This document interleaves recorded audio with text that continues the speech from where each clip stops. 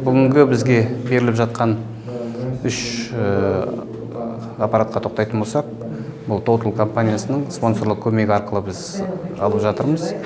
Бізге енді бірінші бұл лапароскопиялық стойка, екінші Сидуга аппараты, үшінші ИВЛ аппараты, Hamilton S5 деген. Бұл аппараттардың қажеттілігі өте маңызды.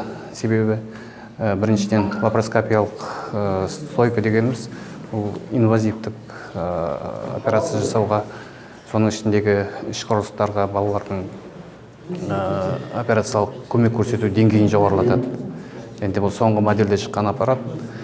Қазіргі кезде біздің мамандар жұмысты бастап кетті. Екінші аппарат Сидуга бұл травматологиялық ауруларға көрсететін көмектің деңгейін жоғарылауына үлкен септігін тигізеді. Үшінші ИВЛ аппараты, мен айтып отқан Hamilton G5, бұл да соңғы үлгіде шыққан аппарат.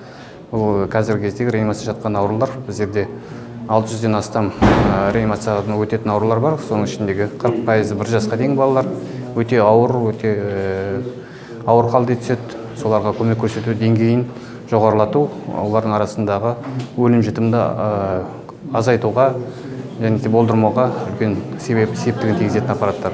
Бұрынғы аппараттар бар, әрине, бірақ олар ескіріп жатыр, ауыстыру керек. Соңғы үлгідегі осындай аппараттармен жабдықталу керек. Соның бізге келіп жатқанда біріншіден Total компаниясының осындай үлкен спонсорлық көмегіне біз үлкен рахметімізді айтамыз.